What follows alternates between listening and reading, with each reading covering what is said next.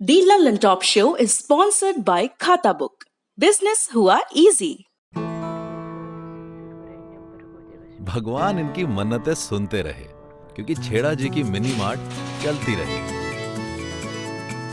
Lockdown में जिंदगी चली क्योंकि लोकल दुकानें चली। खाता बुक की ओर से इन सभी लोकल दुकानदारों को दिल से सलाम।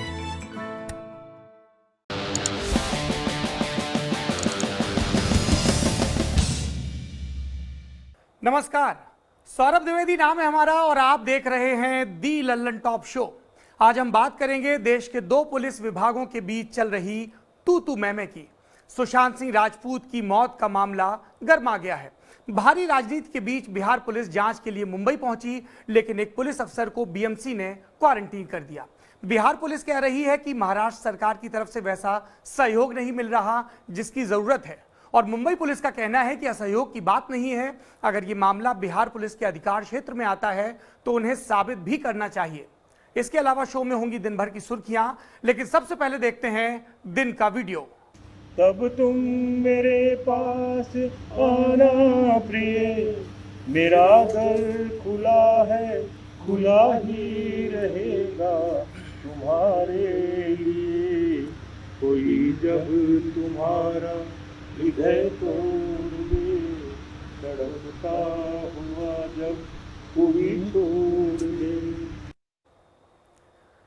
मनोज कुमार के प्रशंसक अपने अपने ढंग से इस वीडियो पर प्रतिक्रिया दे सकते हैं। ये राजस्थान के सीकर से विधायक हैं राजेंद्र पारीक। राजस्थान कैबिनेट में मंत्री भी रह चुके हैं। फिलहाल जैसलमेर के होटल सूर्यगढ़ में हैं।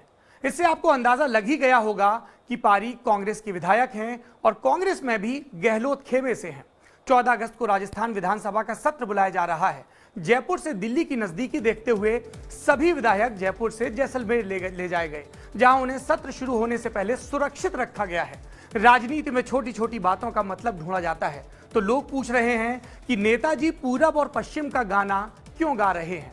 क्या सचिन पायलट और उनके साथी विधायकों के जाने से व्यथित हैं, या ये महज एक आलीशान होटल में बिताए गए कुछ फुर्सत के क्षण हैं। पिछले 24 घंटे में देश में कोरोना संक्रमण के 52,972 मामले सामने आए। 771 मरीजों की मौत हुई और ठीक हुए 40,574 लोग। इन आंकड़ों को मिलाकर टोटल आंकड़ा देखते हैं देश का, तो कुल मामले हो गए हैं 18,03,695। मौत का कुल आंकड़ा 38,135। ठीक हुए 11,86,203 लोग। कोरोना संक्रमण की चपेट में, आपने आंकड़े सुन लिए। अब देश के नामी नेताओं की बात करते हैं जो चपेट में आ रहे हैं। एक सूची है, ये देखिए।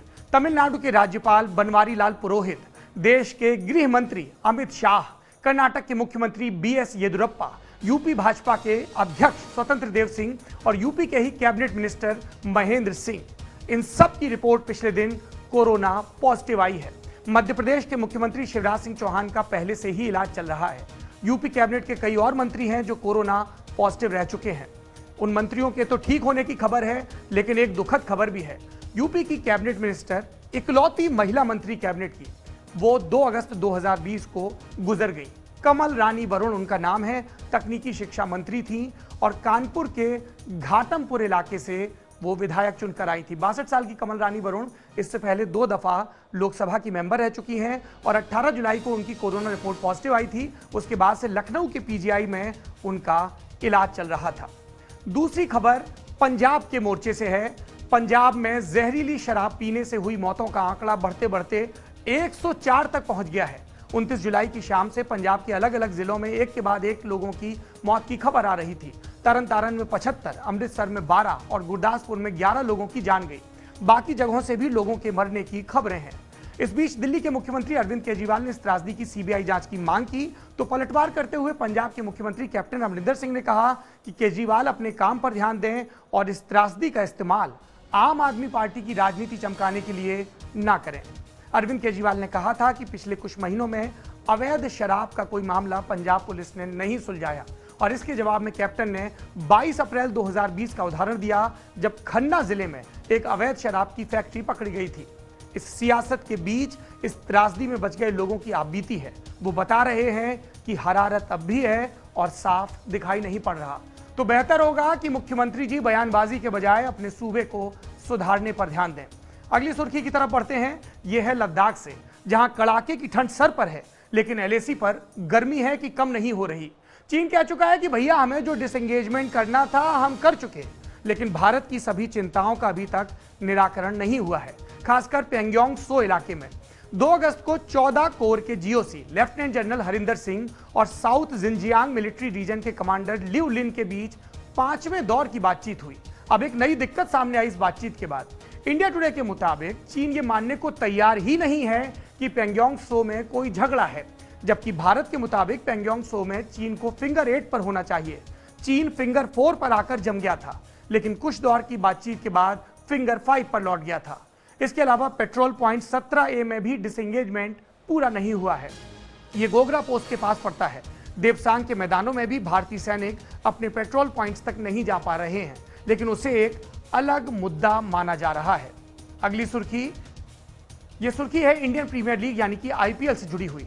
इसके चाहने वालों को जिस खबर का इंतजार था वो आ गई। आईपीएल हो रहा है। बीसीसीआई ने कंफर्म कर दिया है कि इस साल का आईपीएल 19 सितंबर से 10 नवंबर तक यूएई में खेला जाएगा, अबू धाबी, शारजाह और दुबई में। टीमें 26 अगस्त के बाद यूएई जाएंगी और हर टीम में अधिकतम 24 प्लेयर हो सकते हैं। आईपीएल 2020 में अनलिमिटेड कोरोना सब्स्टिट्यूशन का नियम भी आया है, मतलब अगर प्लेयर्स को कोरोना हो जाता है तो उन्हें रिप्लेस किया जा सकता है और इसकी कोई अपर कैप नहीं है। फैंस क्या स्टेडियम में मैच देख पाएंगे, इस पर अभी कोई आखिरी फैसला नहीं हुआ है। टूर्नामेंट से जुड़े लोगों को बायो बबल में रहना होगा सुरक्षा के लिहाज से। इसके साथ ही बीसीसीआई ने यह भी साफ कर दिया है कि वे अपने चाइनीज स्पॉन्सर्स से रिश्ते नहीं तोड़ेंगे। आई रिपीट, चाइनीज स्पॉन्सर्स बने रहेंगे। टाइटल स्पॉन्सर पहले की तरह वीवो ही रहेगा। और इस चीज को लेकर सोशल मीडिया पर बहुत लोगों की नजरें तिरछी हो रही हैं, क्योंकि चीन से चल रहे सीमा विवाद के बाद लगातार चीन से व्यापारिक संबंध कम करने पर जोर दिया जा रहा है। यह आईपीएल से जुड़े अपडेट था। अगला अपडेट अयोध्या में राम मंदिर के भूमि पूजन की तैयारियों से जुड़ा है। तैयारियों का जायजा लेने के लिए उत्तर प्रदेश के मुख्यमंत्री योगी आदित्यनाथ 2 अगस्त को अयोध्या जाने वाले थे, लेकिन जैसा हमने आपको बताया, कैबिनेट मंत्री कमल रानी वरुण के निधन के चलते उन्होंने उस दिन अपना दौरा टाल दिया और आज यानी 3 जुलाई को वो अयोध्या पहुंचे। इस बीच मंदिर आंदोलन के नेताओं में से एक रही उमा भारती का बयान आया। उन्होंने कहा कि वो कोरोना संक्रमण का खतरा देखते हुए, प्रधानमंत्री की सुरक्षा को देखते हुए भूमि पूजन में शामिल नहीं होंगी। अयोध्या में उस दिन रहेंगी, सरयू के किनारे रहेंगी, कार्यक्रम के बाद जाकर रामलला के दर्शन करेंगी। इन सबके बीच प्रेस में खबरें चली कि मंदिर आंदोलन के बड़े नेता लालकृष्ण आडवाणी और मुरली मनोहर जोशी, उन्हें न्योता नहीं मिला।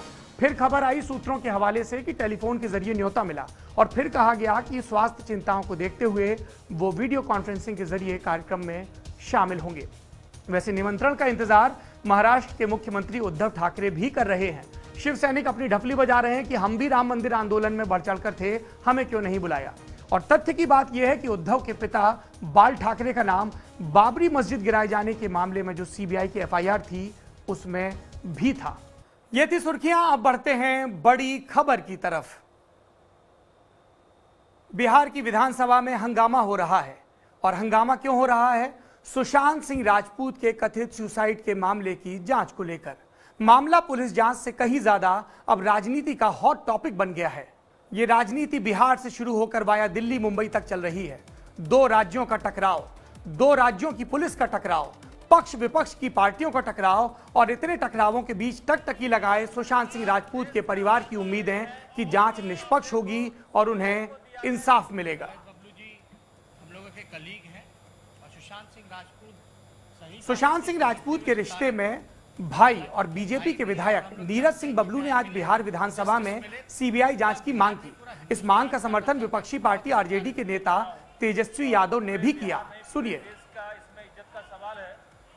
महाराष्ट्र सरकार के बड़े अधिकारी हो या बड़े नेता हो या सरकार से जुड़े लोग कहीं न कहीं इसमें बुरी तरह इन्वॉल्व हैं।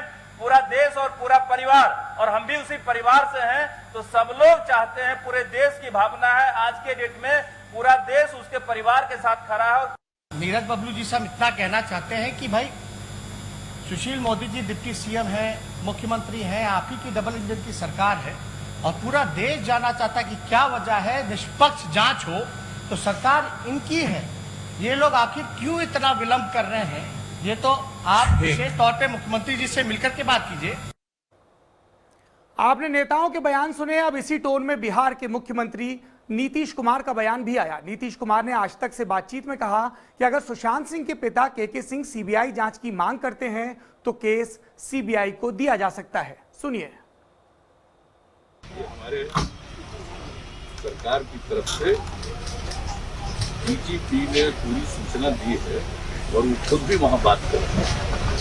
उनके साथ जो कुछ भी हुआ है ये ठीक नहीं है, ये बातचीत करेंगे सर। वहाँ बात करेंगे वहाँ के सीएम से। इसलिए पॉलिटिकल बात नहीं है, ये तो सीधे जो कानूनी जिम्मेवारी है बिहार पुलिस की, उस जिम्मेवारी को हम उसी कानून ऐसी परिस्थिति में उनसे बातचीत हमारे बीच। क्या सीबीआई इंक्वायरी भी होगी सर? नीतीश कुमार और बिहार के बाकी दलों के लिए सुशांत सिंह राजपूत बिहार के बेटे हैं और जिस तरह से ये पूरे बिहार के लोगों के लिए एक भावनात्मक मुद्दा बन गया है या फिर सुशांत सिंह राजपूत के फैंस के लिए, उसके बाद राजनीतिक पार्टियां इस मसले पर अपना गणित दुरुस्त करने में लगी हैं। कोई पीछे नहीं रहना चाहता। कुछ टिप्पणीकार कह रहे हैं कि चूंकि मामला बिहार का है तो सुशांत सिंह राजपूत की जाति और उस समुदाय के वोटरों के लिहाज से भी ये मुद्दा नीतीश सरकार और विपक्ष दोनों के लिए मायने रखता है। राजनेता अपना नफा नुकसान देखते रहें, लेकिन अभिनेता की मौत की निष्पक्ष जांच में किसी को कोई आपत्ति नहीं होनी चाहिए। सही जांच होनी ही चाहिए। लेकिन जिस तरह से यह जांच उलझ गई है या कहें कि उलझा दी गई है, उससे कई सवाल पूछा जाना बनता है। क्या है ये सवाल? सवाल ये कि अगर अभिनेता ने खुदकुशी की तो उसकी जांच में इतनी पेचीदगियां क्यों आ रही हैं? सवाल ये कि क्या महाराष्ट्र की पुलिस ने रिया चक्रवर्ती से ठीक पूछताछ की? यह भी कि महाराष्ट्र पुलिस किसी आरोपी को बचाने के लिए क्या जांच को प्रभावित कर रही है? क्या बिहार पुलिस इस मामले की मुंबई जाकर जांच करती है तो वो कानूनी हक है उसको? अगर बिहार पुलिस जांच कर सकती है तो फिर महाराष्ट्र पुलिस इसमें अड़ंगा क्यों लगा रही है? और एक सवाल ये भी कि अगर दो राज्यों की पुलिस इस मामले को लेकर भिड़ रही है तो फिर सीबीआई जांच का आदेश किसकी मांग पर दिया जाएगा और अब तक क्यों नहीं दिया गया है? ललन टॉप शो में 14 जून को हमने आपको बताया था कि सुशांत सिंह राजपूत की जब कथित सुसाइड हुआ तो उसके बाद पुलिस की जांच शुरू हुई। हमने मेंटल हेल्थ की भी बात की थी। तब से मामला आगे बढ़ गया और यह कानूनी मामला अपने शुरुआती दौर में मुंबई तक सीमित था। लेकिन पिछले हफ्ते सुशांत सिंह के पिता ने पटना में सुशांत की दोस्त रिया चक्रवर्ती के खिलाफ एफआईआर दर्ज कराई, जिसके बाद यह मामला बिहार पुलिस तक पहुंच गया। अब पटना में एफआईआर लिखी गई तो बिहार पुलिस की टीम जांच के लिए मुंबई पहुंची। हमारे यहाँ राज्यों का स्टैंडर्ड प्रोटोकॉल है कि जब एक राज्य की पुलिस दूसरे राज्य में जाती है तो वहां की स्थानीय पुलिस को इत्तला करती है, उनकी मदद से ही कार्रवाई करती है। लेकिन मुंबई पुलिस पर आरोप लग रहा है कि वो बिहार पुलिस की जांच में मदद नहीं कर रही है। और फिर आता है 2 अगस्त का दिन। 2 अगस्त को बिहार काडर के आईपीएस अधिकारी और पटना के एसपी सिटी विनय तिवारी जांच टीम की अगुवाई के लिए मुंबई पहुंचते हैं पटना से। लेकिन पिछले हफ्ते जो शिकायत हुई और उसके बाद सुशांत की जांच के लिए जब विनय वहां पर पहुंचे तो उनके साथ क्या व्यवहार हुआ? उनको पहले तो सहयोग नहीं मिला मुंबई पुलिस की तरफ से और उसके बाद उन्हें क्वारंटीन कर दिया गया। जबकि बिहार के डीजीपी का कहना है कि हमने उन्हें जांच के लिए भेजा तो मुंबई पुलिस इस तरह से अड़ंगा क्यों लगा रही है। बात यह भी आई कि अगर जांच के दौरान क्वारंटीन किया ही जाना था तो जो एसआईटी पहले पहुंची थी उसको क्वारंटीन क्यों नहीं किया गया। ये अड़ंगे वाली जानकारी हमें बिहार के डीजीपी गुप्तेश्वर पांडे से मिली और इसके साथ नत्थी एक जानकारी और मिली कि विनय तिवारी को रात 11 बजे बीएमसी में यानी मुंबई महानगर पालिका के अधिकारियों ने क्वारंटीन किया। बकौल डीजीपी बिहार विनय तिवारी को रहने की जगह तक नहीं दी गई। तो क्या यह दूसरे राज्य की पुलिस के साथ बर्ताव के प्रोटोकॉल का उल्लंघन है? हमने इस पर बिहार के डीजीपी गुप्तेश्वर पांडे से बात की, सुनिए। इसी से तो रहस्य पैदा होता है। देश की जनता पूरा देख रही है। देश की 130 करोड़ जनता के मन में यही तो सवाल है। कहीं ना कहीं लगता है कि कुछ सस्पिशियस है, कुछ मिस्ट्री है। इसीलिए जिम्मेदारी बनती है बिहार पुलिस की भी और मुंबई पुलिस की भी कि हम इसका संतोषजनक समाधान निकालें। और संतोषजनक समाधान का मतलब है इन निष्पक्ष अनुसंधान, इम्पार्शियल इंक्वायरी। यह समझने के लिए गहरे ज्ञान की जरूरत नहीं कि यह फैसला अकेले बीएमसी के स्तर पर नहीं लिया गया होगा। महाराष्ट्र की सरकार और मुंबई की पुलिस भी इसमें सहमति दे चुकी होगी। थोड़ी देर पहले हमने बताया था कि बिहार पुलिस की जांच टीम पहले से मुंबई में मौजूद थी। आईपीएस विनय तिवारी बाद में गए, लेकिन क्वारंटीन किए गए, ठप्पा लगा दिया गया उनके हाथ पर। सिर्फ विनय तिवारी को बिहार पुलिस के जो अधिकारी पहले से मुंबई में थे उन्हें क्वारंटीन नहीं किया गया, यानी बीएमसी को कोरोना फैलने का खतरा सिर्फ विनय तिवारी से महसूस हुआ। एक सवाल यहां पर यह भी उठता है कि क्या बीएमसी मुंबई के बाहर से आने वाले हर आदमी को क्वारंटीन कर रही है? बीएमसी ने इन सवालों के अपने स्तर पर जवाब देने की कोशिश की है। बीएमसी की सफाई आई, क्या कहा उन्होंने कि आईपीएस अधिकारी को कहा गया था कि अगर क्वारंटीन से छूट चाहते हैं नियम कायदों के तहत अप्लाई करें, लेकिन उन्होंने ऐसा नहीं किया। इसके अलावा बीएमसी सूत्रों के हवाले से एक और बात सामने आई। कहा गया कि विनय तिवारी ने 7 दिन से ज्यादा रहने की बात की थी। ऐसे में केंद्र सरकार की गाइडलाइंस के मुताबिक एयरपोर्ट पर ही उनके हाथ पर स्टैंप लगाया जाना था, लेकिन विनय तिवारी ने आईपीएस होने की बात कहकर बीएमसी के अधिकारियों से स्टैंप नहीं लगवाया।